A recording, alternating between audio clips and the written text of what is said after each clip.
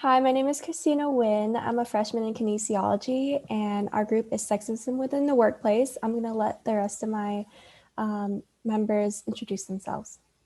I'm Jessica Hamill. I'm a freshman in chemical engineering. I'm Nicole Vargas. I'm a freshman in construction engineering. I'm Emily Watson, and I'm a freshman in interior design.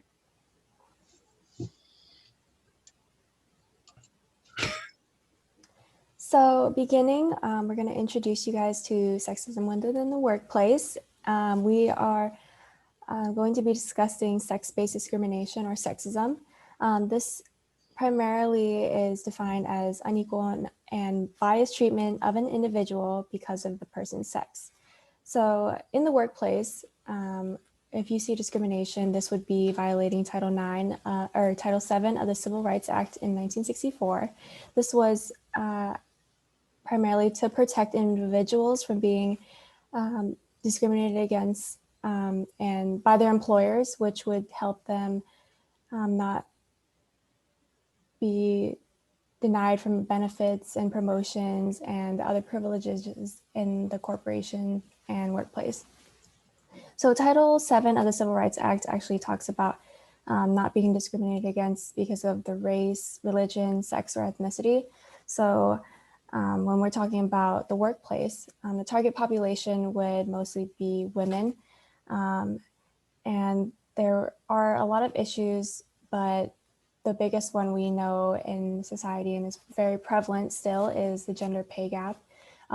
We look at the Department of Labor and the statistics, and women's earnings have increased over the past several decades. However, they still only make 80% of what men make. So their counterpart still makes a lot more. And there are other issues that are defined by the Equal Employment Opportunity Commission, which is also a conjunction that was formed with the Civil Rights Act of 1964. And the other issues that were brought up are harassment, pregnancy discrimination, which discriminates pregnant women. And this is mostly because women are seen as the caregivers. So sometimes employers would be iffy when they hire women just because they're not sure if they're going to have to go on maternity leave and things like that.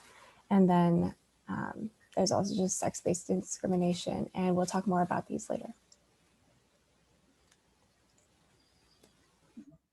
Okay, I'll be discussing some terms relating to sexism in the workplace. And first, I'll just begin with a couple just basic ones, which first starting off, which would be sexism, which is just the idea that women are inferior to men. And like we've already discussed, we'll be focusing on how this has to do in the workplace. And then feminism is defined as the belief in and desire for equality between the sexes. And often this is like misinterpreted as like the belief that women are superior to men, but in reality, it's just the belief in and desire for the equality between the two sexes. Moving on to intersectional feminism, which is defined as the understanding of how women's overlapping identities, including race, class, ethnicity, religion, sexual orientation, and disability status, impact the way that they experience oppression and discrimination. Patriarchy is a hierarchical, structured society in which men hold more power, and we're focusing on the workplace and how men often do hold positions of power within the workplace, and also looking at other things like the pay gap. Misogyny is the hatred of women, and then misogynoir is the misogyny directed towards specifically Black women. And lastly, I'll define power and authority. Power is an entity or individual's ability to control or direct others, while authority is influence that is predicated on perceived legitimacy.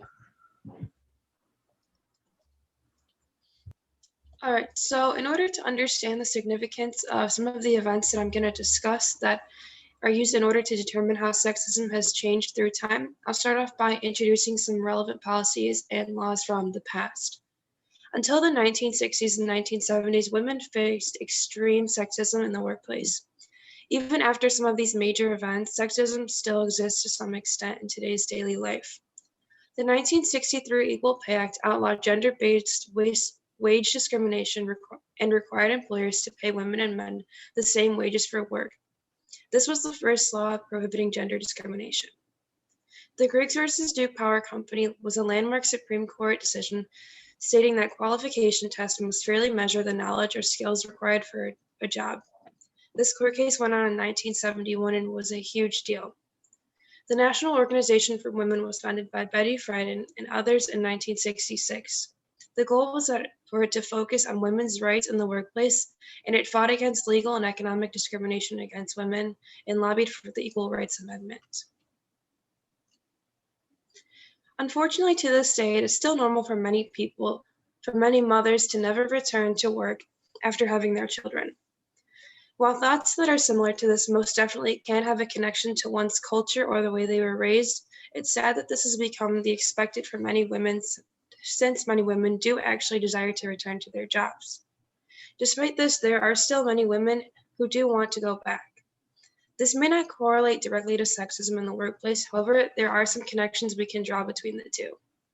The Family and Medical Leave Act, or short for FMLA, offers up to 12 unpaid weeks of leave and represented a promising first step, and this was enacted in 1993. It all began when some women decided to beg the question, if the family unit was ever so valuable to what it means to be an American, why did it take until the 90s to actually develop policies that spoke to this value? The connection that can be drawn here is that until 1993, women who actually wanted to stay home with their children were not given proper benefits that would make their life sustainable while working. This made staying home with kids extremely difficult for mothers all across America and throughout the world. About 4 in 10 working women, or approximately 42%, in the United States say that they have faced discrimination on the job because of their gender. They report a broad array of personal experiences ranging from earning less to their male counterparts for doing the same job to being passed over for important assignments. This is according to a national analysis from the Pew Research Data Survey. To this day, sexism still occurs despite rules and regulations that have been created to end it. While progress has clearly most definitely been made, it's an issue that still needs to be revised a lot. So an example that we've been seeing in the media recently in the past couple of years, especially in the form of the gender pay gap when it comes to sexism, is the gender pay difference between members of the WNBA and members of the NBA. A very good example that was brought up in the recent year 2020 was the pay difference between WNBA star Sue Bird and the pay difference of LeBron James, who is a very well-known NBA star. So James and Bird both have very similar seasons. They both played in their respective leagues for 17 years. They both won their respective fourth titles in the year 2020.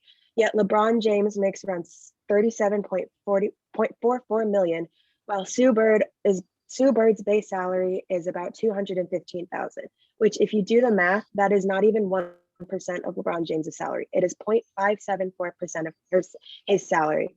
And with their respective titles coming last year, they both did get bonuses and like winning bonuses. While LeBron James got 47,000, Sue Bird only got 11,356.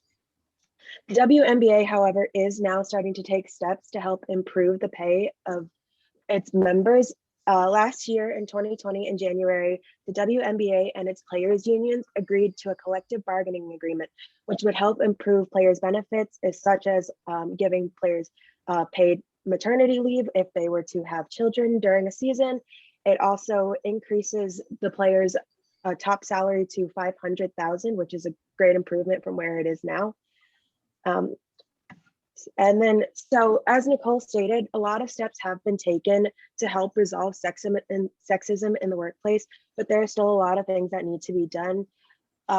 We need to start holding those in authority accountable for the inadequate actions they take. We can't just let them pass by and get away with the things they're doing to these women and the people they're like the mistreating they're doing in their workplaces. We have established things like the EEOC, which is the Equal Employment Opportunity Commission, which helps enforce laws against workplace discrimination. However, a lot of cases that are being brought up when it comes to sexism, like Equal Pay Act charges, pregnancy discrimination charges, and sex-based charges, are still being dropped to this day because the court deems there's no reasonable cause. And if we want to prevent sexism in the workplace, we need to stop saying there's no reasonable cause. We need to start listening to these women, because like Nicole said, 42% of women are saying that sexism is occurring. We need to start listening.